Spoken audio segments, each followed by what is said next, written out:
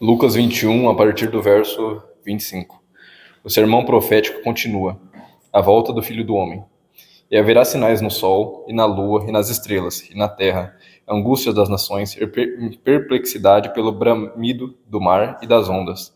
Homens desmaiando de terror na expectação das coisas que sobrevirão ao mundo, porquanto os poderes do céu serão abalados. Então verão o Filho do Homem numa nuvem, com poder e grande glória. Ora, quando essas coisas começarem a acontecer, olhai para cima e levantai a vossa cabeça, porque a vossa redenção está próxima. E disse-lhes uma parábola: olhai para a figueira e para todas as árvores. Quando já começar a brotar, vós sabeis por vós mesmos, vendo-as, que perto está já o verão. Assim também vós, quando virdes acontecer essas coisas, sabei que o reino de Deus está perto. Em verdade vos digo que não passará essa geração até que tudo aconteça. Passará o céu e a terra, mas as minhas palavras não hão de passar. Bom, essa parte que eu li tem muito a ver com o que estamos passando, né? Justamente esses sinais que estão acontecendo. Entendemos que as guerras que haviam de acontecer, que talvez ainda há de acontecer mais uma, tem tudo a ver com essa passagem. Então, nós, estando prestando atenção, já sabemos que é chegada a grande hora. Porém, o que mais me assusta é que as pessoas estão seguindo justamente o caminho contrário, pois muitas partes da Bíblia, ainda mais na parte do Novo Testamento, acontecem algumas inversões. E não é simplesmente por traduções diferentes, erros, alterações propositais na intenção de manipulação, mas também o próprio João, quando estava recebendo de Sofia a visão do que haveria de acontecer, não conseguiu entender muito bem, né? Quando você olha para o futuro, você não consegue entender o que é um tanque. Então você escreve como gafanhotos que atiram, máquinas voadoras, animais, vendo esses animais que eram pragas da época. Então você sempre tenta colocar com palavras do que você conhece o que você está vendo, sendo que não é bem assim. A Bíblia é um livro, o próprio nome Bíblia significa livros, e não é uma coisa sagrada, quer dizer, é visto hoje como sagrada, mas não é de uma forma onde você consegue levar no pé da letra e achar que você vai ser salvo. Essa é a preocupação. E nisso, a minha intenção com essa palestra é mostrar justamente todo o caminho que se percorreu até que fosse criada a Bíblia que seguimos hoje em dia. Então, basicamente, na época que já veio e conversou com Moisés, foi criado a Torá. Basicamente, ele passou as leis, e as leis foi passado oralmente, e posteriormente foi criado a junção dos livros. Então, basicamente, temos que entender que o Antigo Testamento, principalmente o Pentateuco, que é Gênesis, Êxodo, Levítico, Número e Deuteronômio, é a parte inicial. Tiveram várias traduções, então eu vou chegar até o final, onde nós usamos João Ferreira de Almeida hoje em dia, que existe muita diferença do que realmente foi dito e do que foi traduzido, sabe? Intenções de passar uma ideia, mas que lendo os originais não bate, não faz sentido. Então, basicamente, tinha a Torá, que ensinava as leis, que era o Pentateuco. Os judeus tinha ainda o Neviim, que era a parte dos profetas, que vai desde Josué, Juízes, Ruth, essa parte aí.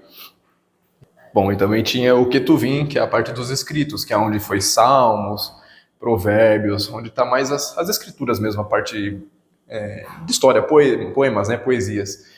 Então, os judeus têm como se fosse a Bíblia deles, que é chamado de Tanakh, junto essas três partes, e são 24 livros, porque diferente da nossa Bíblia, eles usam o livro de Reis como um só, essas partes que são dois viram um, todos os profetas menores, que são 12, eles tratam como um único livro, então para eles são 24.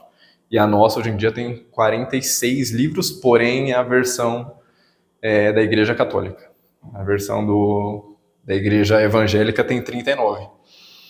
Então, essa é a versão mais antiga, essa é a versão considerada original, está escrita em hebraico. Tá? Depois disso, aconteceu a Septuaginta, que foi quando os 72 sábios escreveram e traduziram para o grego. Por que isso aconteceu? Isso aconteceu porque os judeus tiveram várias dominações, e a última delas foi a dominação babilônica, né, até o momento que eu estou conversando. E nessa dominação, o povo se dispersou e foi parar, tinha uma grande parte que ficou no Egito. Nisso, eles, quando acabou esse domínio, eles não voltaram para lá, eles continuaram espalhados. Então, no Egito, aconteceu de reunir 72 sábios, e eles transcreveram para o grego. Nisso, na intenção de deixar para o povo judeu que morava lá no Egito, em Alexandria, e também na intenção de enriquecer a biblioteca de Alexandria, que existia até o momento. Então, essa versão foi uma versão criada basicamente para os judeus também.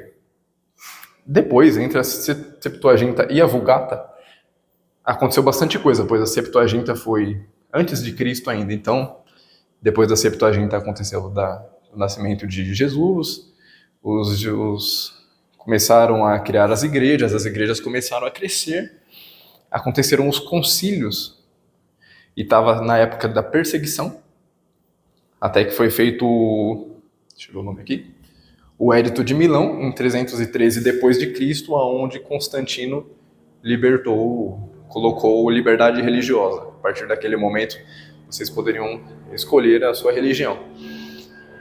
Interessante é que um ano antes disso, Constantino teve uma visão onde ele estava caminhando e viu uma cruz no céu. E nisso foi para ele como uma coisa muito marcante, e ele decidiu acabar com a perseguição, que era muito grande. Vocês sabem, né, aquela perseguição onde crucificavam, colocavam os cristãos em rodas para os leões comer. Era coisa muito triste, mas na época era mais normal, sabe, do que hoje em dia. Então, em 313, que eu estou conversando, está entre a Septuaginta e a Vulgata, tá? Então, em 313 aconteceu o Edito de Milão, e em 325 aconteceu o Concílio de Nicéia. É muito interessante, gente, para vocês entenderem a gravidade do assunto, que o Concílio de Nicéia, o assunto principal, o tema era se Jesus e Deus são um só, ou se Jesus e Deus ainda eram diferentes. Então existia um bispo chamado Ariano, e ele tinha essa questão que divergia mais do que o ponto de vista ali. Então se reuniram basicamente todos os bispos da igreja e começaram um debate, né, para falar, Jesus é Deus ou não é? E aí eles falavam, não, mas Jesus... Isso na Septuaginta, só? Não chegou... Não, a Septuaginta é o livro, que foi criado a tradução, mas depois... Não, depois, aqui foi antes de Jesus ter nascido. Jesus já tinha nascido, o que eu estou falando aqui, que isso aqui foi 382 depois de Cristo, é um tempo bastante grande aqui. Então veio Jesus, as igrejas cresceram, e depois que eu estou conversando é nesse momento, onde começaram as primeiras discussões baseadas, porque nessa época não tinha um livro em questão, tinha a Septuaginta, só que a Septuaginta basicamente é o Antigo Testamento, traduzido para o grego. Os livros do Novo Testamento estavam muitas cópias, muitas traduções, e ninguém acreditava em uma coisa certinha, traduções mal feitas. Então existiam vários evangelhos, não eram só os 4. Então ninguém tinha uma ideia definida ainda do que era Jesus e do que era Deus. Então o primeiro concílio, em 325 de Nicéia, foi justamente nessa intenção de colocar Deus e Jesus é um ou não. E aí os arianos acreditavam que como Jesus foi criado por Deus, a essência dele é diferente da do Pai. Não pode ser, o Jesus homem não pode ser o mesmo que Deus. Porém, a maioria votou para que Deus e Jesus fossem um só. Então não existia ainda a Trindade, existia os dois, o Pai e o Filho. Ficou decidido nesse momento. Depois, em 381, fizeram outro concílio, que foi o concílio de Constantinopla, e aí a dúvida em questão era sobre o Espírito Santo. Aí eles começaram, o Espírito Santo e Deus são um só ou não é? Por quê? Porque o Espírito de Deus aparece bastante no Antigo Testamento, só que aparece como o Espírito de Deus, ele descia, às vezes era o próprio Deus, era o próprio Javé, e às vezes não era, às vezes era como se fosse um espírito mesmo que descia e animava eles, assim como nos livros do Novo Testamento também, é um espírito que desceu no batismo de Jesus. Então eles ficaram, é um ou não é? E aí decidiram que também ia ser. Então o Filho, o Pai e o Espírito Santo agora são a mesma essência de Deus. Isso é muito importante, gente, porque nós estamos falando de 381 depois de Cristo. São 300 anos depois de Jesus ter vivido. Como que não era nada definido, sabe? E foi criando e definindo. Hoje, o que nós vemos na igreja é uma colocação como certeza absoluta. Não existe mais a questão do debate se era ou não. Nós vemos como até pecado questionar isso, porém estamos questionando não o próprio Deus ou o próprio Jesus, estamos questionando a decisão do Concílio de Constantinopla.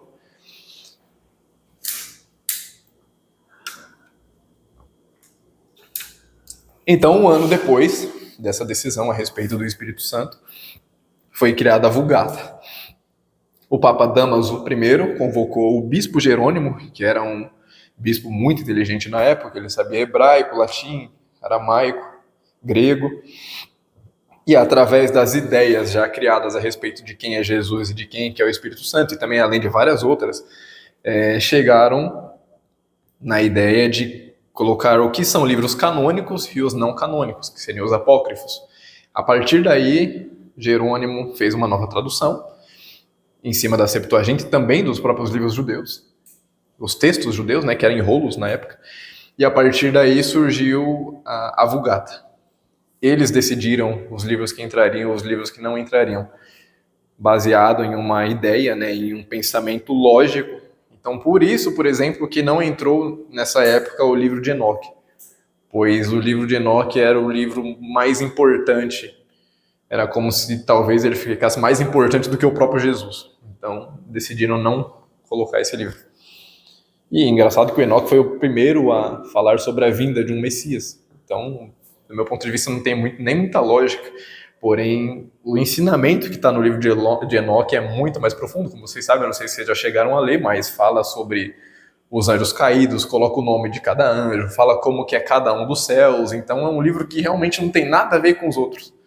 Sabe, por mais que profetiza a vinda do Messias, esse livro em específico, você começa a achar que é maluquice, de tão estranho, bichos fortes, os gigantes que viviam na época, né? Que nós sabemos que não eram só gigantes, e assim vai.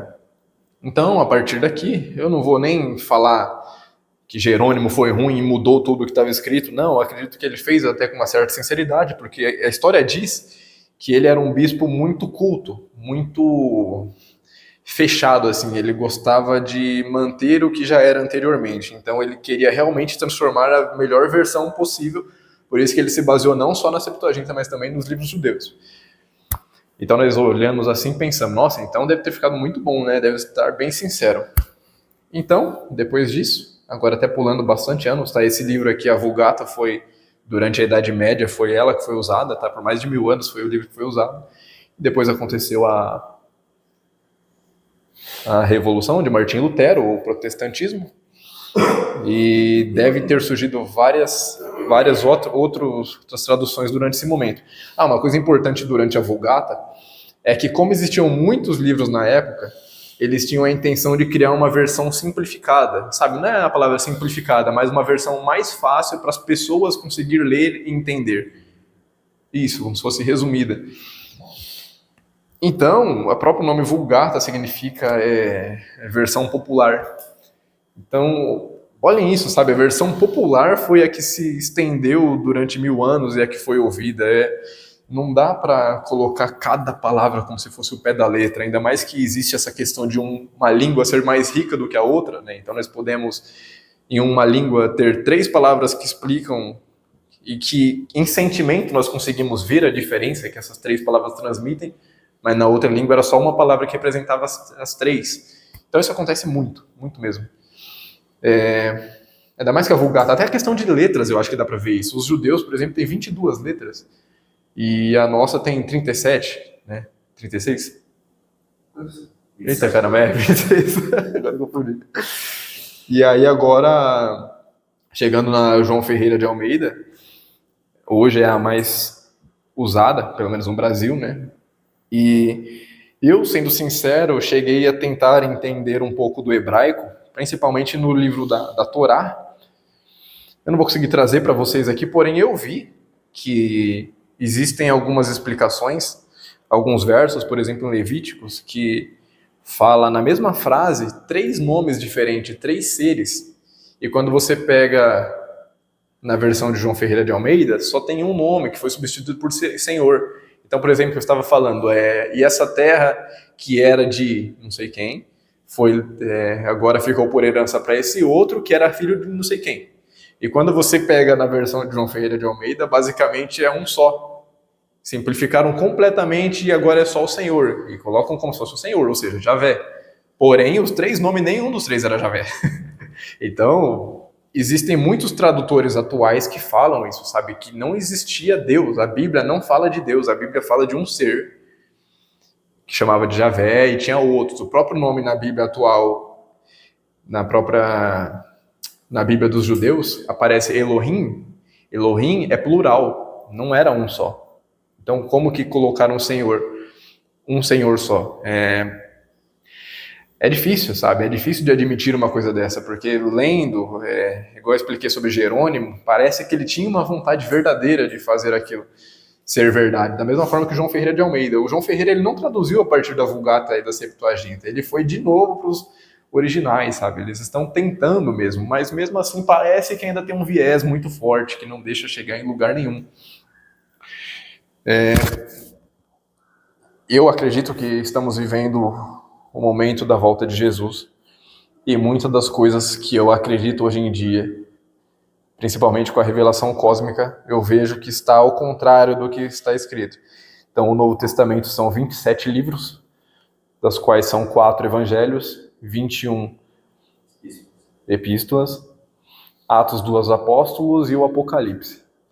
Hoje em dia nós estamos vivendo justamente o Apocalipse e algumas coisas estão invertidas. Por exemplo, aquele momento onde algumas pessoas somem e ficam somente a roupa, quem ficaria na terra são os bons, não os ruins. Porém, no livro está ao contrário. Quem saiu da terra são os ruins, os bons, né? Então, eu acredito que justamente no Apocalipse é uma parte que nós devemos muito se aprofundar e tentar ver o que é verdade e o que não é, porque senão, ainda mais que já está acontecendo, vamos nos prejudicar muito. Bom, agora eu só queria falar algumas curiosidades. Por exemplo, a Torá, eles dizem que foi escrito por Moisés, mas algumas coisas não batem, sabe? Existem alguns anacronismos, onde a idade, você vê que, por exemplo, no livro de Deuteronômio, eles falam sobre reis habitar a terra, algumas terras, porém na época não existiam reis, sabe? Na época era só os patriarcas. É uma distância muito grande para falar desses reis, da mesma forma que como se em 1500, quando o Brasil foi descoberto, eles falassem sobre presidente. Qual que é o sentido? Falta 400 anos para existir os presidentes. Isso acontece lá. Também o livro da Torá explica a morte de Moisés. Como que pode? Né? Como que Moisés escreveu sobre a própria morte? Então, eu vendo essa questão, eu acredito que muita parte da Torá foi realmente escrita por Moisés, sabe? Isso eu falo mais baseado na revelação cósmica, porque a idade até que bate, sabe? Como foi escrito em 1200 a.C., um chute, né? É uma possibilidade também. É uma mensagem que pode ter sido passada simplesmente oralmente até a confecção dos livros reais, mas bate as idades, sabe? Bate o fato de Moisés ter estudado e saber escrever. Já existia o papel na época, né? Os rolos onde os egípcios escreviam.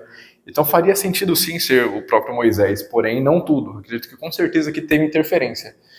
Então, essa palestra foi mais simples. Eu acho que a intenção é simplesmente mostrar que existem sim pontos que devemos questionar. Não é um pecado questionar, assim como eu li, sabe? É a parte de Jesus. Jesus quer que busquem a palavra dele. Não simplesmente acreditem em tudo como verdade absoluta. Só mais uma curiosidade que eu queria contar também é que entre a confeição da Septuaginta e da Vulgata existiu um bispo chamado Marcião, e ele era muito inteligente também. Ele percebeu que o Deus do Antigo Testamento e o Deus do Novo Testamento não eram o mesmo. Ele conseguiu chegar nessa ideia de que o Deus do Antigo Testamento é ruim e o Deus do Novo Testamento é bom. Ele foi o primeiro a tentar juntar e criar um livro. O que ele fez? Ele pegou o livro de Lucas, que é o mais completo, onde ele conta a história de Jesus mais ampla, né? Junta o de Mateus, Marcos e João e coloca mais detalhes. Isso acho que é uma interpretação minha, mas acho que todo mundo vê também assim. E pegou 10 epístolas de Paulo e foi tirando as partes onde ele via que tinha mais a ver com o Deus do Antigo Testamento. Então não vou falar que foi o método mais inteligente dele, mas ele conseguiu perceber isso, sabe? Ele conseguiu perceber. A igreja percebeu isso que ele estava fazendo e condenou ele. Não condenou a morte, mas ficou conhecido como um dos hereges, né? Então não foi para frente. Essa é uma questão que hoje em dia eu vejo como muito importante, sabe? Que é conseguir entender que o Deus que Jesus falava e o Deus do Antigo Testamento são outros, sabe? O Deus do Antigo Testamento. Eu já pensei muito nisso sem nomes, mas hoje eu consigo colocar os nomes, né? O Deus do Antigo Testamento é Javé. O Deus do Novo Testamento é alguns momentos que Jesus está conversando com Javé, mas também demonstra o Pai verdadeiro, que seria o Pai amantíssimo, o eu interior.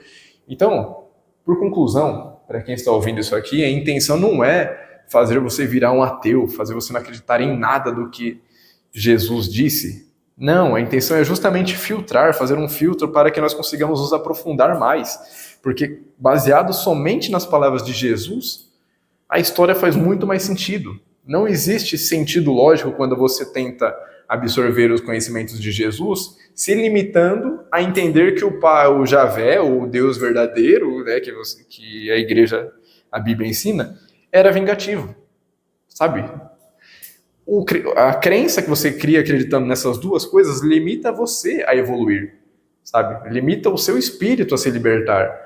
Então a intenção é justamente que, com os pensamentos e com as reflexões mais profundas do que Jesus nos ensinou, você cresça num nível que é inimaginável. Nós, com toda essa questão, nós conseguimos ver que Jesus era muito maior do que esses ensinamentos que a igreja nos traz. Porque todo o ensinamento que nós temos sobre Jesus, dentro de alguma religião, já é limitado, já é a conclusão que eles tiraram há mais de 1000 anos, entendeu? Não é uma coisa nova. Você vai se aprofundando na igreja e parece que são coisas novas, que você pensa, caramba, que legal. Mas não é, não são pensamentos, reflexões, insights, igual nós fazemos aqui. Os insights estão baseados em fazer isso que nós estamos fazendo, que é pegar uma frase de Jesus, ler no começo aqui e ver que ela existe em mais de 7 significados. Acredito que nas nossas próprias palestras já lemos várias vezes a mesma parte e cada vez é com uma reflexão diferente, sabe? E isso que Jesus queria, é isso que ele queria dizer quando ele disse que a sua palavra libertaria. É refletir, como nós mesmos dizemos. Vamos continuar usando o evangelho, os evangelhos de Jesus por mais de 1000 anos, sabe? Histórias e ensinamentos infinitos. Então é isso, a minha intenção não é magoar ninguém que está vendo essa palestra e simplesmente trazer novas reflexões. Peço a vocês compreensão e peço desculpas se magoei alguém. Obrigado.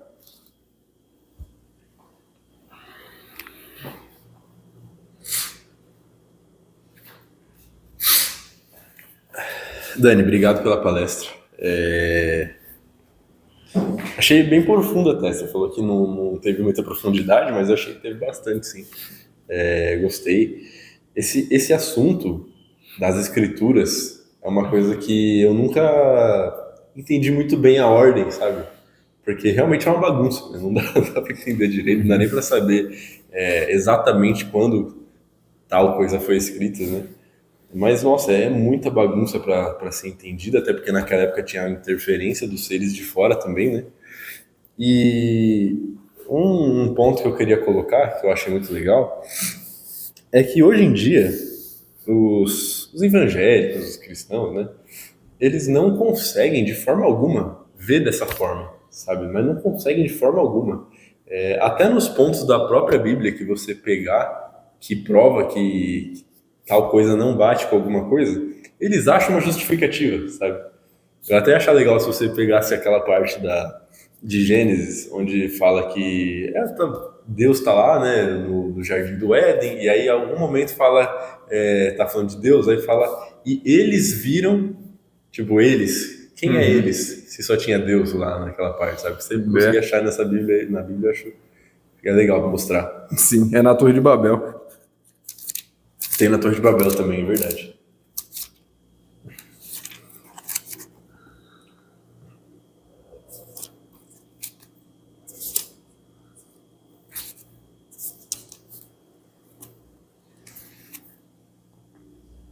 Achei, ó. Então vou começar a partir do 11 aqui para ir mais rápido. Mas é toda a terra com a mesma língua. Então desceu o Senhor para ver a cidade e a torre que os filhos dos homens edificavam. E o Senhor disse: Eis que o povo é um, e todos têm uma mesma língua, isto é o que começam a fazer. E agora não haverá restrição para tudo o que eles intentarem fazer. Eia, desçamos e confundamos ali a sua língua, para que não entendam um a língua do outro. Esse desçamos, né? Se tava só um lá, era só Deus, então quem que é desçamos? No plural, né? No plural, e o pior é que quando você vai tentar conversar com alguém, eles falam que eram os anjos. Não, pior, tem gente também que usa de justificativa, vai lá naquela parte, acho que é de Paulo, ou é de Pedro, não sei, que fala, no princípio era o verbo e o verbo estava com Deus. Então pronto, Nossa. entendeu? São dois. Como que E o pode? verbo Imagina era que Deus. nessa época só existia Torá, não existia nada disso. Então. A resposta veio 1000 anos depois. Então, pois é, é uma coisa assim que fazem de tudo para esconder, sabe? Esconder esses fatos, porque é isso, né? Não vai querer aceitar que a Bíblia, ou seja, onde a pessoa está depositando toda a sua fé, vai estar errada, né? Então, eu acho muito importante essa palestra que mostra tudo isso, sabe?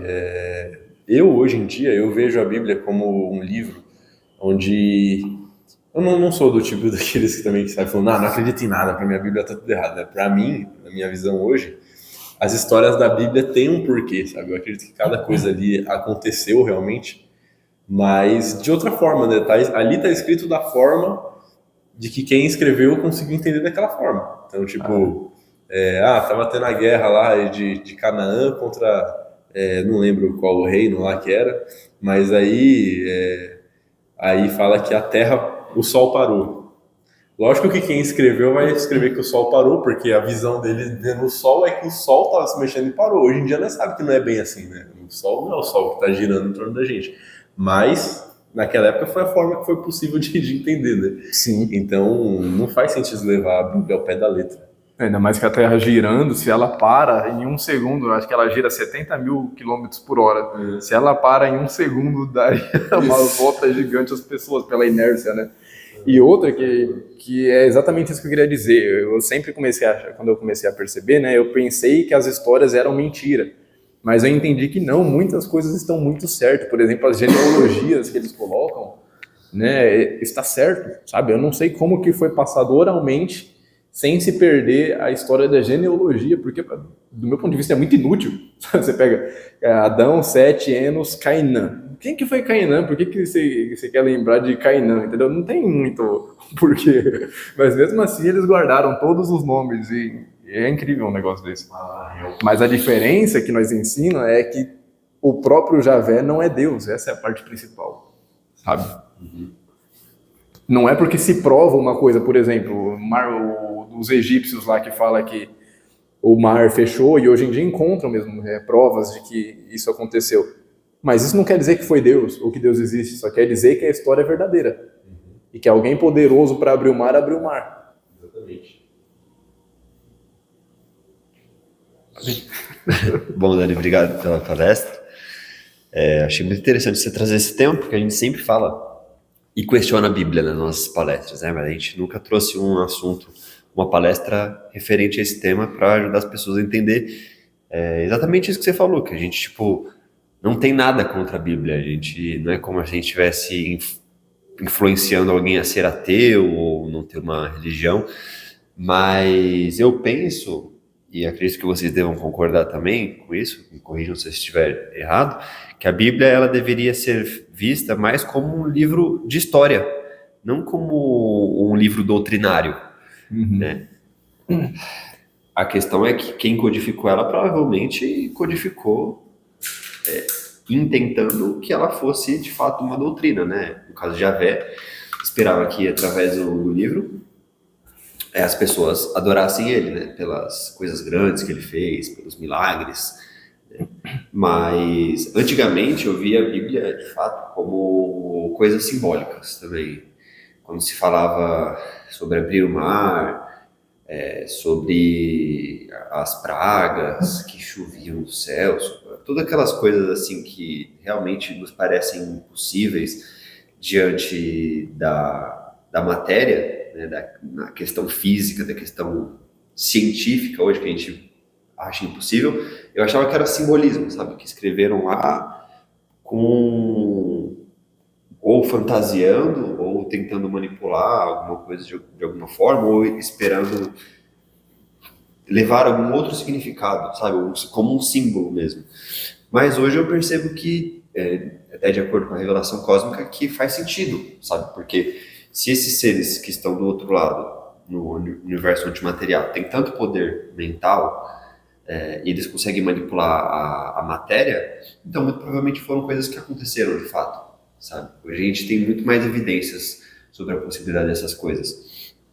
Então a gente vê que realmente essas coisas aconteceram, é interessante para a gente estudar como questão, como um fato histórico, mas se você for se pautar na Bíblia para desenvolver uma crença, uma espiritualidade para você mesmo, você vai acabar se atrasando muito, porque existem muitas incongruências, como você mesmo falou também, o Deus que é citado no Antigo Testamento não é o mesmo do Novo Testamento, e isso é uma das coisas que mais me deixa revoltado, assim, sinceramente, com as pessoas que se dizem religiosas dos dias de hoje, porque o pessoal que se diz cristão usa o Velho Testamento para falar de Deus. Só que o Velho Testamento não tem nada a ver com o Deus que Jesus ensinou, sabe? Com Deus misericordioso, com Deus de amor, com Deus do perdão, sabe? Fica explícito que Javé não tem nada a ver com isso, que é um Deus adoentado, né? Que na verdade nem é Deus, é só o Criador cósmico. Então, acho que é muito importante levar essa reflexão para as pessoas, sabe? Mostrar o quanto a Bíblia ela foi interferida pelo homem e que o homem ele é imperfeito, que o homem tem muitos erros, que ele faz muitas vezes as coisas visando interesse próprio. Então, essa ideia das pessoas de considerar a Bíblia como algo inalterável, algo perfeito, eu acho que é uma tremenda idiotice. Eu fico pensando nisso que você falou também de como seria a vida das pessoas. Aliás, como é, né, a vida das pessoas que seguem à risca a lei que Javé passou. Existem alguns pontos negativos, positivos também, que seria, por exemplo, uma vida santa, uma vida onde você tem que casar com quem é da sua tribo, essas coisas aí, você não pode viver uma vida de sexo descontrolado, sabe? Você geralmente se guarda até o casamento. Porém, parece que talvez você evolui o seu DNA, que é o que Javé queria, né, com todas essas leis, porém cria sombras espirituais. Então, de certo lado, você ajuda Javé a se libertar, porém, o que você mais leva para sua vida é o acúmulo de cargas, né, energias negativas, sabe? Então, realmente não vale a pena. Colocando na balança, até para pensar mais profundo, esse casamento arranjado ainda acaba sendo uma prostituição forçada, sabe? Porque você não ama a pessoa e tem que viver essa vida com ela. Então, acho que é isso mesmo, sabe? Você segue as leis, mas as leis não estão se tratando de coisas espirituais, as leis estão se tratando de coisas materiais, baseadas no seu DNA. É simplesmente por isso que Javé queria que tudo fosse seguido. Por isso que você vê coisas muito idiotas, sabe? Não pode comer essa carne aqui porque eu não sei o quê.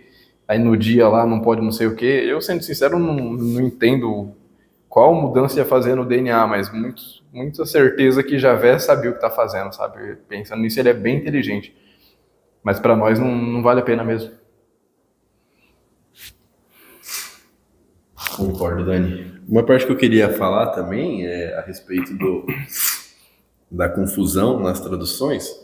Por exemplo, tem uma coisa que eu posso estar errado, não tenho certeza, mas se eu não me engano, no hebraico tinha uma palavra que para nós tem três traduções, que era a palavra ressurreição. Então, se eu não me engano, era uma palavra para traduzir ressurreição, reencarnação e eu não lembro qual que era a outra, acho que era ressuscitação, algo assim. E eles tinham uma palavra só, né? Então, uma coisa que a gente percebe é que os judeus antigos, eles acreditavam em reencarnação, né? Eles falavam a respeito disso. Mas depois, com o tempo, depois que começou todos os concílios, né, e começaram a desenvolver a atual Bíblia, que acho que na verdade foi na época da Vulgata, foi por causa de uma princesa lá que ela não quis aceitar a ideia de que ela reencarnaria pobre, alguma coisa assim. E aí conseguiram tirar a reencarnação Então, da ideia. eu fui um pouco a fundo nessa história, e os judeus têm isso que você falou, que a mesma palavra significa bastante coisas, e eles também acreditam na reencarnação, porém, sendo sincero, não é uma coisa que estava desde os livros iniciais, sabe? Era uma coisa que surgiu como um conhecimento, não lembro se era na Cabala, mas surgiu como um conhecimento de que certas pessoas que conseguissem honrar a Javé alcançaria a reencarnação como um presente, entendeu? Então eles seguem sim a reencarnação, mas não é o objetivo da vida deles. É como se fosse... Mas sabe o que eu achei interessante? A vida, os livros também não falam sobre ser uma única vida, entendeu? É como se fosse neutro. Eles não trazem uma ideia. Essa é a questão das três palavras que você falou. Sobre a questão da princesa, que chama Teodora, que era a esposa de Justiniano, no ano de 553 foi criado aconteceu mais um concílio, porém ela morreu 4 anos antes disso. Por ela ter sido uma cortesã, ela tinha bastante medo dessa ideia mesmo. Só que não era uma ideia original de que essa ideia da reencarnação não era uma ideia que se seguia e também não é reencarnação. Acho que o que você queria lembrar é a pré-existência da alma, que eles colocam também como a mesma palavra. Então, Orígenes, que foi também não sei se ele era um filósofo ou um bispo, no ano de 150 depois de Cristo, ele veio com essa ideia baseada na Bíblia, né, nos livros da época, da pré-existência da alma. E talvez essa pré-existência tinha a ver com um ciclo de reencarnação também. Entendeu? Entendi. Então, não é como se fosse uma ideia que todos eles já tinham e ela mudou. Essa ideia de Orígenes foi aumentando a um ponto de que muita gente começou a acreditar também na pré-existência da alma e também mais aprofundado nessa questão da reencarnação. Mas pouca gente, sendo sincero, na época ia tão a fundo. Só os letrados mesmo, os bispos, os doutores, o Orígenes, que era um filósofo também, os filósofos gregos, iam mais nessa questão de tentar entender a vida.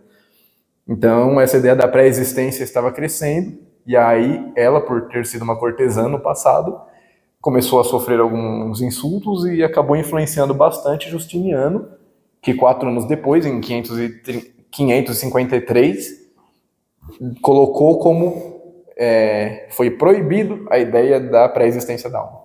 Cara, mas mesmo a ideia da pré-existência da alma não sendo exatamente a ideia da reencarnação que nós temos, já é um avanço, né? Já é. Uma coisa grande, imaginar Sim. que a vida existia antes. Sim, aí essa ideia da pré-existência, a alma sempre existiu, olha que legal. Sim, Já era muito mais profundo. A alma sempre existiu, ela passava como se fosse por uma purificação, para na encarnação ela passar pelas provas, para ver se ela está pronta mesmo. Olha que legal. Isso em 150 depois de Cristo. Caramba.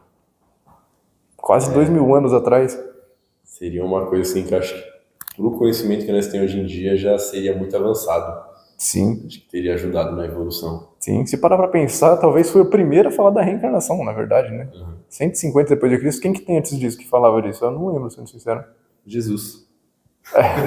Então, os essênios, verdade, os essênios também tinham a questão da reencarnação. E aí é possível assim que Jesus tinha isso também. E também, depois da morte de Jesus, ele voltou e surgiu o gnosticismo, né, que hoje em dia nós entendemos que é por causa de Maria Madalena. Então, a história é que Jesus morreu, percebeu que os discípulos ficaram tudo com medo, não estavam fazendo nada do que era para fazer, e ele foi atrás de Paulo. Paulo veio com duas ideias, numa boa intenção de ajudar, né? Mas ele veio com a ideia da salvação, Pela fé, né? pela fé. Não, primeiro a ideia da salvação, que é simplesmente a salvação, que Jesus veio e morreu pela nossa salvação. E depois que simplesmente pela fé nós estava salvo, entendeu? É duas ideias que ele, na boa intenção, acabou espalhando, mas não tinha nada a ver. Por isso, Jesus também deixou ele meio que de lado e foi atrás de Maria Madalena. E Maria Madalena surgiu com o gnosticismo, que basicamente explicava toda a história de Javé já. Eu até li uma parte do Evangelho de Maria Madalena e fala isso mesmo, sabe? Que ele percebeu a podridão do Criador. Ele não falou que essas palavras tão feias, mas ele explicou a podridão. E aí o gnosticismo começou a crescer. Talvez o gnosticismo também falava da reencarnação. Entendi. Então, Dani, uma coisa que eu penso... Ah, com certeza não vai falar da reencarnação. Mas uma coisa que eu penso também é que além das traduções saírem erradas, também tem o fato de que quem escreveu também não sabia muito bem o que estava falando, sabe? Porque, falando a respeito dos discípulos de Jesus, todos eram judeus e todos eles esperavam que Jesus fosse o Messias que estava prometido, né? Que viria com uma espada e dominaria o Império Romano, libertando o povo, né? E então uma coisa que eu percebo que aconteceu e que Jesus deixou isso claro também nas cartas de Cristo é que muitas das coisas que Jesus ensinou, os discípulos não entendeu e transformou num sentido judaico, para fazer sentido. Isso. Sabe? Então, a gente percebe que tem essas duas intervenções, sabe? Além de que tem a intervenção das errôneas traduções, né? Também tem a intervenção dos próprios discípulos, que já escreveu de uma forma meio errada, sabe? Isso. Os próprios discípulos usou aquela parte da última ceia, sabe? Para deixar de uma forma bonita. Uhum. E Jesus não quis isso. Só que não é como se fosse que os evangélicos futuramente que deixou isso bonito. Foi os próprios discípulos que deixou isso bonito, sabe? Os próprios discípulos que escreveu dessa forma. De que não, porque aí Jesus dividiu o pão como seu corpo. Mas, na verdade, acredito que todos eles devem saber que aquilo foi uma bronca da parte de Jesus. Então, tem muito problema, sabe? É muito difícil encontrar a verdade nesse meio em que cada um já sente que tem a própria verdade, né? Sim.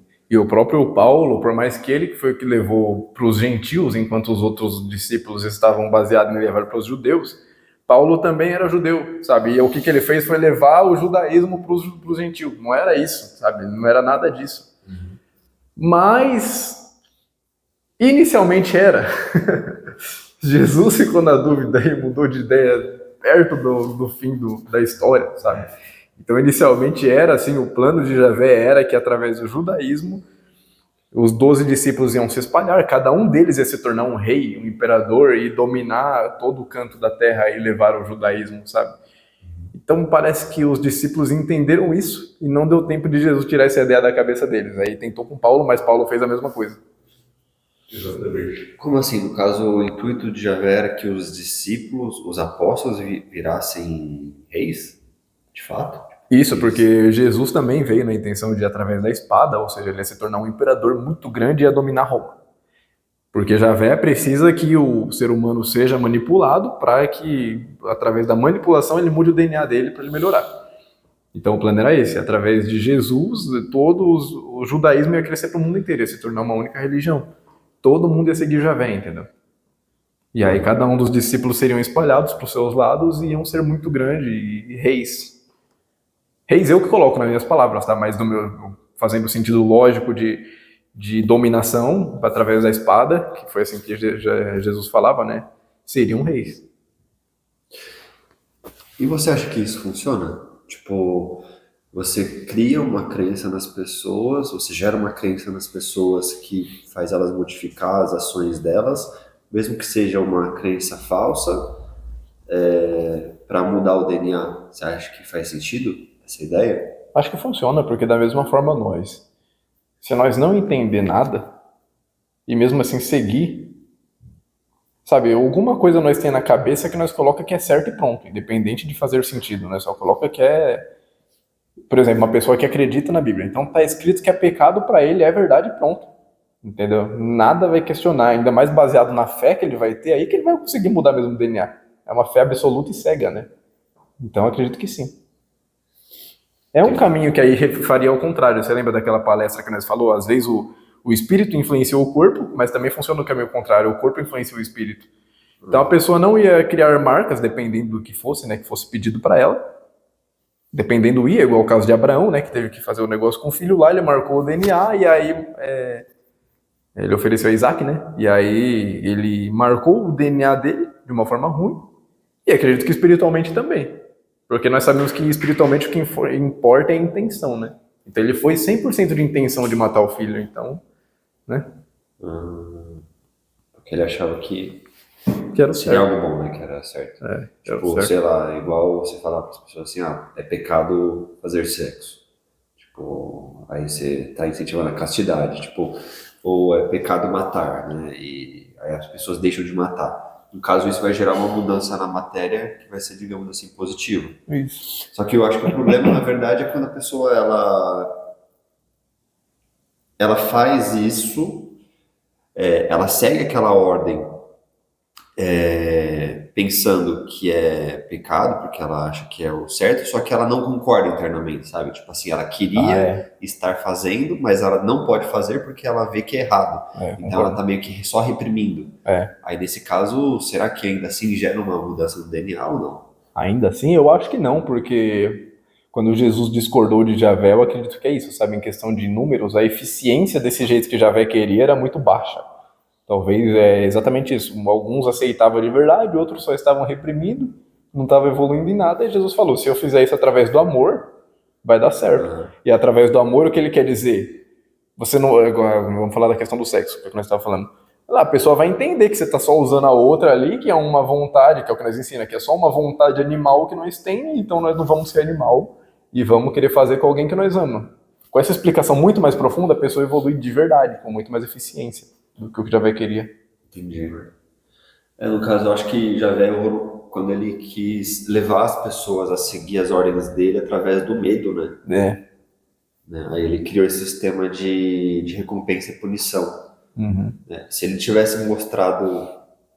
Talvez eu acho que ele achasse que o ser humano era burro demais para entender de forma lógica, sabe? Também. Por isso que talvez ele tenha tentado conduzir as pessoas através da imposição e do medo. E também porque o medo, eu acho que deixa o negócio mais intenso, né? Pelo que eu entendo, até pela psicologia, tudo que é intenso em sentimentos é o que nós lembra para a vida toda. E o que nós não tem intensidade no sentimento, nós esquece. Sabe, nós pode fazer uma viagem muito legal, mas que nem foi tão marcante assim. Passa 3 anos, nós esquece. Sabe, nós não conseguimos, se não tiver uma foto, nós não lembra. Então Javé, eu acredito que através do medo, ele queria também que nós liberasse todo esse hormônio, né, adrenalina, cortisol, esses negócios com muita força, para através disso ajudar a ser marcante. Igual matar um filho é uma coisa muito marcante, né? Uma coisa que você... Mas sabe explicar um negócio desse? Mas eu acho que é isso a intenção também.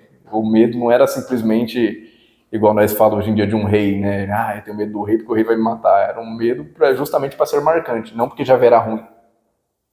Sim, entendi. Faz sentido, né? Porque senão você não consegue mexer com as suas conexões neuronais, né? Não consegue criar novas conexões se não for algo forte. Eu queria te perguntar se você sabe alguma coisa sobre a concepção da cabala judaica.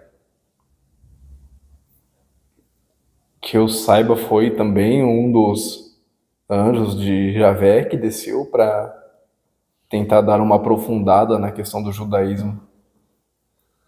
Sabe, com os conhecimentos mais novos. De novo, mais um plano de Javé tentando dominar, né? É o que eu acho, sendo sincero, eu não sei muito não. É porque eu sei que o pessoal usa bastante a cabala para magia, né? Porque lá tem toda a hierarquia cabalística, né? Fala sobre Rockman, sobre Maltuf, sobre Keter, que é, no caso, que é Javé, né? Que é o nome em outra língua lá que eu esqueci agora, e também fala sobre os 72 anjos, arcanjos e tal. Tem uma explicação bem aprofundada, eu não conheço muito, por isso que eu queria ter uma noção. Mas ela foi codificada depois da vinda de Cristo.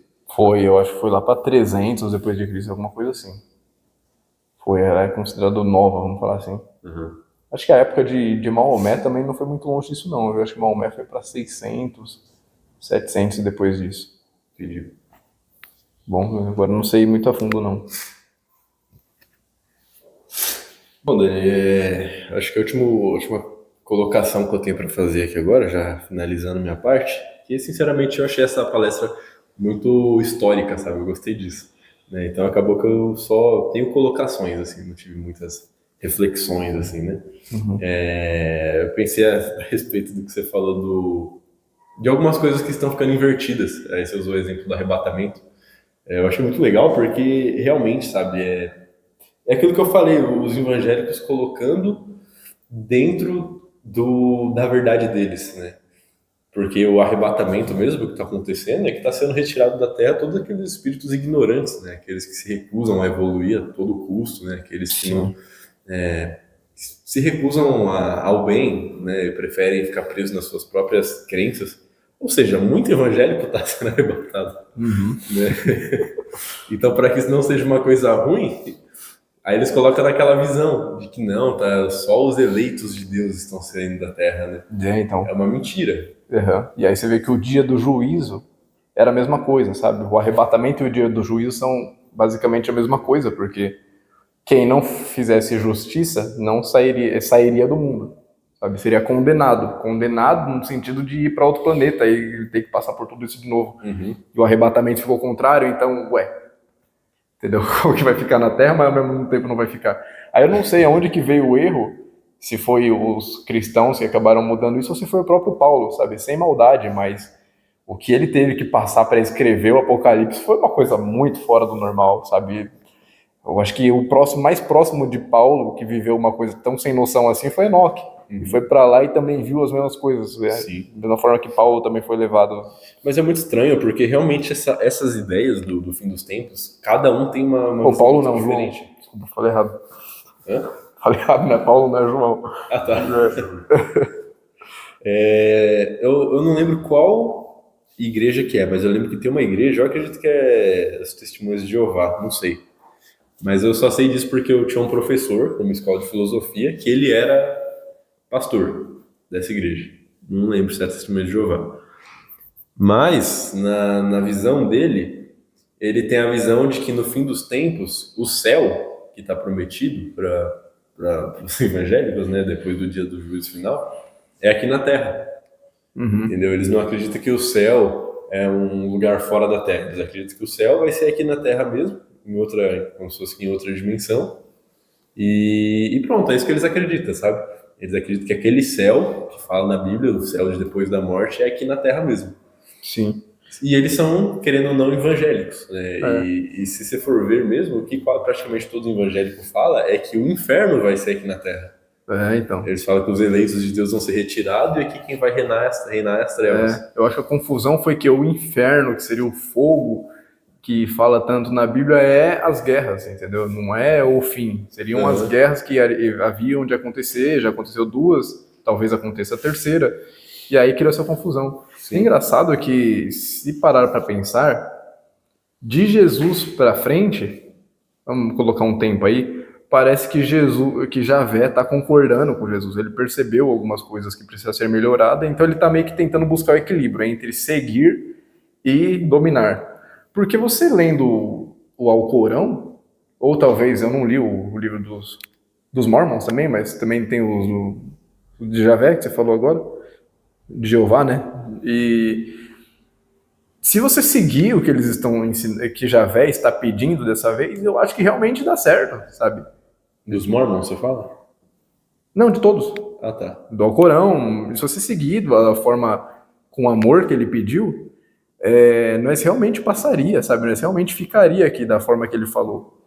Ou seguindo Jesus, ou seguindo os ensinamentos dele de agora. Nós continuaria aqui mesmo. Sabe? São coisas bonitas que ele ensina, não é coisa tão ruim. Entendi, concordo, também acho. Né? E outra coisa doida também é o... Fugiu da cabeça. Ah, lembrei. A respeito do anticristo, que fala que no fim dos tempos o anticristo vai vir e vai unificar as religiões. Mas isso não faz sentido, porque até onde nós sabemos, esse negócio da unificação das religiões é o que vai salvar também. Então. A gente acredita, assim, que vai vir um anticristo, um ser, assim... Eu não sei vocês, né? Mas eu ainda penso nisso. Mas eu não acredito que ele vai fazer isso, unificar as religiões. Unificar as religiões seria a melhor coisa de todas. Não, mas o problema é no qual que ele vai unificar, né? Porque se ele unificar no islamismo, os islamistas é mais extremo hoje em dia. Porque se parar para pensar, isso é um dos medos das pessoas evangélicas quando eu explico a questão do universalismo. Nós fala isso, nós quer unificar todas as religiões pegando a parte boa. Eles falam, então anticristo. Exatamente. Que bagunça. Que confusão. Mas eu não entendi qual seria a parte ruim.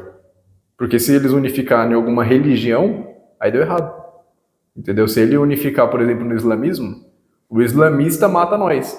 Porque os extrema, eu não vou generalizar, os extremistas, os terroristas que seguem aos islãs não deixa ter outra crença. Porque tem aquela parte do Alcorão, que eu também li, que fala que se você não segue a Jesus, a Javé, de nada tem utilidade da sua vida, sabe? Então você pode ser morto. Até o próprio Javé deu permissão para isso. A unificação que a gente quer fazer não é com as religiões, né? Com as pessoas mesmo. Isso. Com as filosofias. Só que o anticristo fala na Bíblia fala de religiões, entendeu? Entendi. Bom, da minha parte eu acredito que era isso. Essa palestra foi bem profunda nessa parte histórica e eu gosto bastante disso. Então, era isso que eu tinha de colocação. Obrigado. Só para avisar que é realmente bastante histórico, tanto que eu queria até deixar alguns nomes aqui, que são historiadores, porque é legal quando você para estudar a vida dos historiadores, que não é baseado somente na Bíblia, porque existe muitas pessoas que falam, será que Jesus realmente existiu? Ou será que são só as histórias da Bíblia? Mas existem historiadores da época, que eu até escrevi o nome dele aqui, eu esqueci.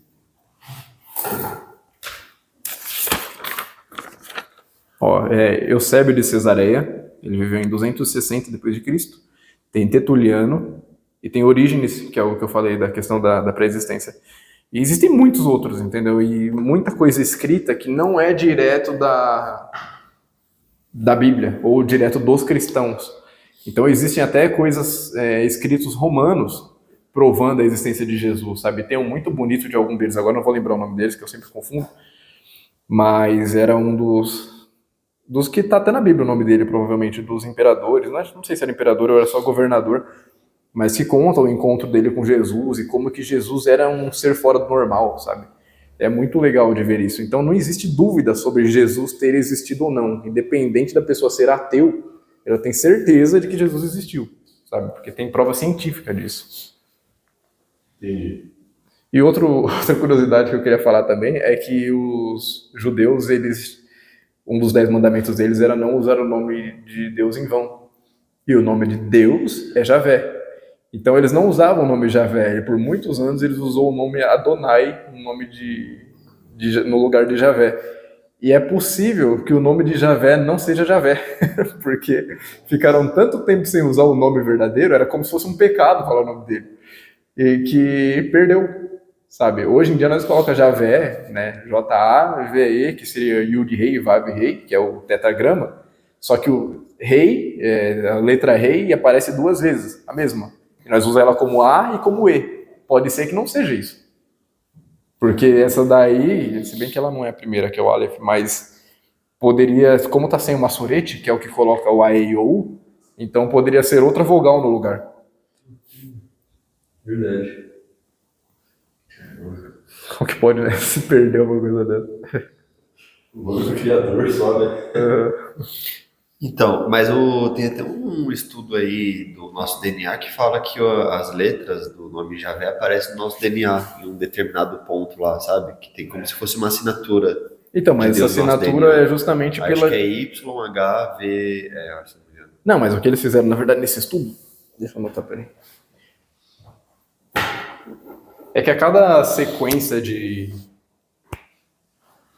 bases nitrogenadas acontece uma repetição lá que é Yud, que é 10, Rei, Aleph, Bet, Gimel, Dalet.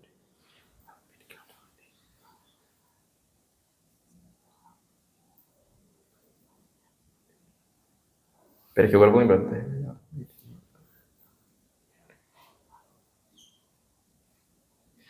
6 e 5, alguma coisa assim.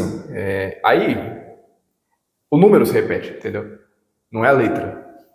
Então, basicamente, repete 10 vezes o número 10, depois 10 vezes o número 5, depois 10 vezes o número 6, e assim vai, entendeu? Repete isso aqui, que quando você pega no alfabeto hebraico, seria Yud Rei Vav Rei, que seria o nome de Javé. Mas é só as letras, não é... É o sinal, são 22 símbolos, e cada letra é um símbolo, né? Por exemplo, a letra A, que nós usa, é um símbolo, não quer dizer que ela tem o som de A. Se nós tivéssemos colocado isso aqui quer dizer E, seria E, entendeu? Porque você deu para entender? Sim, sim. Ah, tá, então... que é isso que se repete. Então talvez a gente saiba o nome, mas não saiba a pronúncia. Isso, né? Sabe o nome, exatamente. Tem gente que fala que o tetragrama, quando você coloca assim, vira uma pessoa, sabe? Vira um humano. Então, faz sentido mesmo. Ah, tá, agora eu entendi. A gente sabe a escrita, mas a gente não sabe se a pronúncia tá correta. Isso. A gente só lê assim porque foi a forma que a gente costumou ler. Porque os judeus, eles têm o alfabeto dele e não tem... Precisa dos maçoretes. Os maçoretes são símbolos que colocam, por exemplo, só para você entender. A letra Aleph é esse aqui, né? A letra A. Só que você precisa de um maçorete para ele ser um A.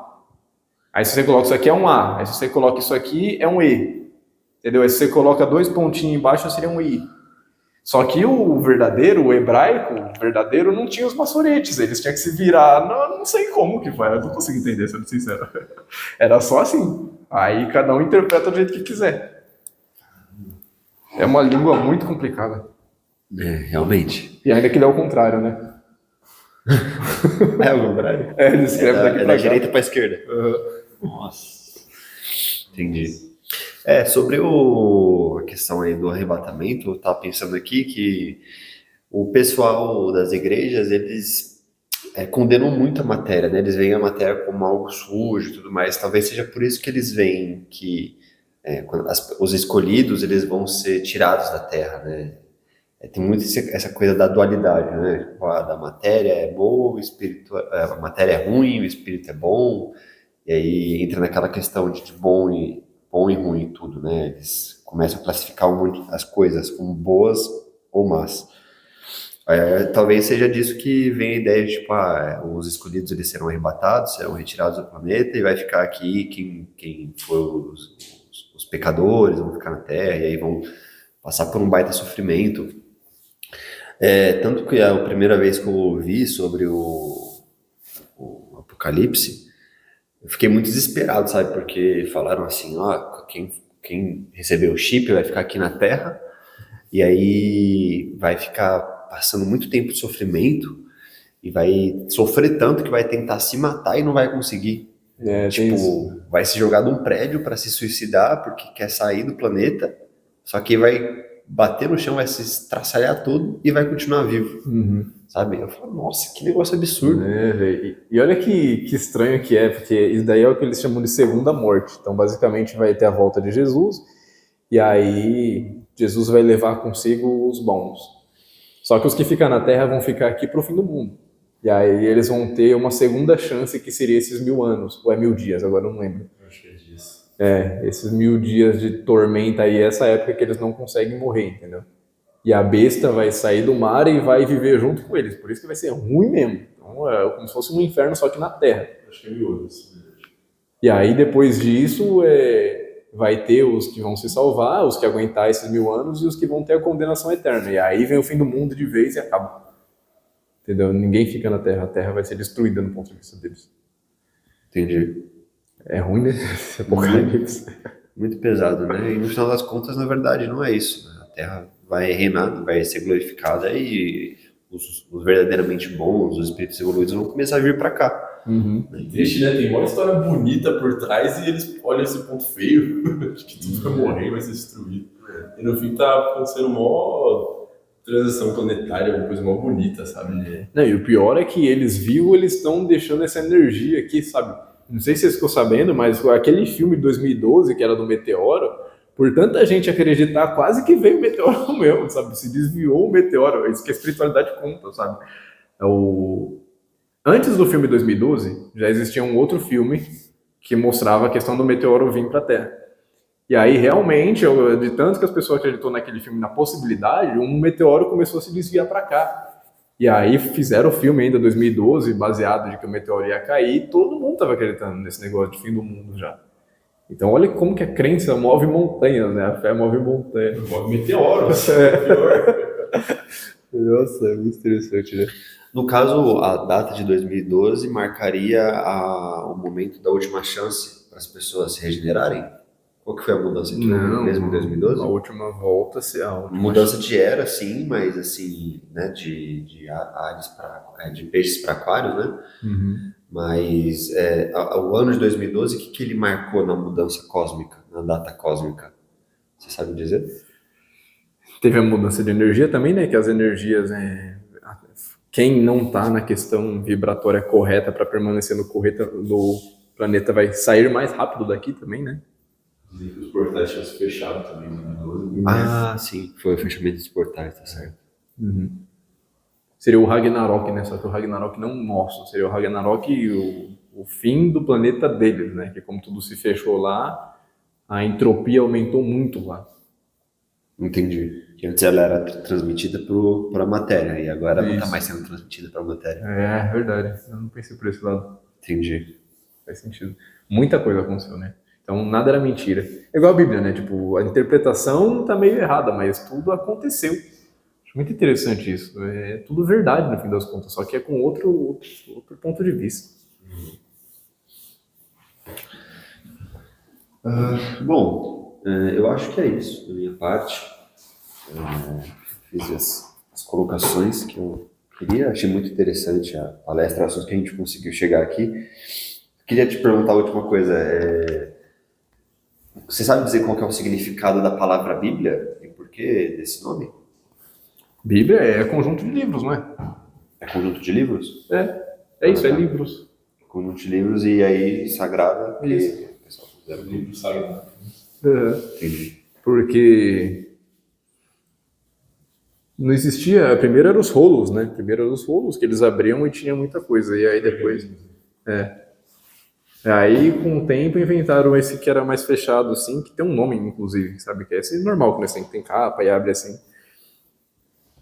E é isso, aí virou um conjunto. Igual eu falei, na Septuaginta, a intenção deles era enriquecer a Biblioteca de Alexandria. Isso é muito legal, porque se eles traduzissem, né, foi 72 tradutores, que eram sábios, eles traduziram 47 livros, então são 47 rolos, sabe? Já dá, tipo, imagina o rolo, já dá uma parede inteira, isso enriquece bastante, sabe? Questão de volume também. Nossa, realmente foi muita coisa. Tinha uma outra pergunta que eu ia fazer também sobre a parte do gnosticismo, mas agora me fugiu a mente. Mas é isso, eu vou finalizar por aqui também. Acho que as minhas colocações que eu tinha eram essas. Consegui tirar bastante dúvidas. Obrigado pelo aprofundamento, pela palestra, achei muito interessante. Obrigado, Denis, também, pelos comentários que você fez, enriqueceu. Agradecer também aos mestres e amigos alunos que nos auxiliaram e aos espectadores também. Bom, né, também só fazer meus agradecimentos. Agradeço pela palestra também, pela dedicação, né? Sei que a gente está passando por momentos muito difíceis e mesmo assim você conseguiu trazer uma palestra até aqui aprofundada pra caramba, assim, gostei bastante. Então, parabéns, obrigado. Obrigado também, Valdir, pelas reflexões também, complementou bastante. E a todos que estiveram aqui assistindo, tanto presencialmente quanto pelo YouTube, né? É muito bom é bom que esteja tendo, a gente espera que esteja tendo mais visualização, né? Esses dias só para deixar falado aqui que esses dias a conta nossa lá do TikTok foi banida, né? Então a gente já abriu outra, já abriu outra já? Ainda não? Então a gente vai estar abrindo outra, quem puder estar dando uma passada lá também para ajudar, né? Dar mais visualização, a gente agradece. E é isso, gente, obrigado por tudo. Bom, só para finalizar também, você falou da questão do gnosticismo, né? Então, só explicar o final que aconteceu. Maria começou a escrever os livros, né? E aí os livros foram crescendo, o gnosticismo cresceu com esses livros de Maria Madalena. E aí, no ano 300 e pouco, o bispo Atanásio começou a perseguir o gnosticismo e mandou queimar tudo. Então, muitos dos livros se queimaram, tanto que existiu um povo, acho que era etíope, e eles conseguiram uma versão deles, das traduções do livro, e deixaram escondido dentro dos jarros, que foi encontrado dentro de uma caverna, lá em 1900 e pouco já. Então, esses livros foram encontrados e vendidos, porém uma parte deles foi queimado, porque era um povo que estava, não sei se era nômade, mas eles estavam andando, entraram nessa caverna para tentar se esquentar um pouco, e lá dentro encontraram esses livros que estavam, basicamente, as últimas versões que a humanidade tinha, e eles queimaram alguma parte lá para se esquentar. Depois que descobriram que eram uns livros muito importantes, uma boa parte já estava queimada. E assim, hoje em dia, nós recuperamos alguns desses livros, que são os gnósticos. Então é isso, só para finalizar esse assunto. Eu agradeço a vocês pelas perguntas, pois algumas partes eu já não lembrava de falar na palestra, se você me lembrando. E é isso, eu agradeço aos mestres pela força e a Jesus, né, que ajudou tudo isso a se resolver. Eu acredito até, sendo sincero, que o próprio Constantino teve uma influência, por mais que a ideia dele foi política, vendo a história dele, o Constantino foi o que libertou, acabou com a perseguição aos cristãos. Ele não se transformou em cristão, sabe? Ele não foi cristão, ele manteve a crença dele, mas ele libertou. Isso para mim foi uma coisa bonita, sabe? E que não demonstrou de tipo, não, eu quero tanto agora o poder que eu vou virar cristão, só para todo mundo ver também, para me ficar popular, sabe? Ele não foi populista, ele só permitiu, mas continuou sendo romano. Sabe? Muito legal isso, e ajudou muito Jesus nessa época, se parar para ver, né? Em questão de karma, o que ele deve ter melhorado aí deve ter sido muito, sabe? Ajudou muito o mundo a conhecer a palavra de Jesus. Então é isso.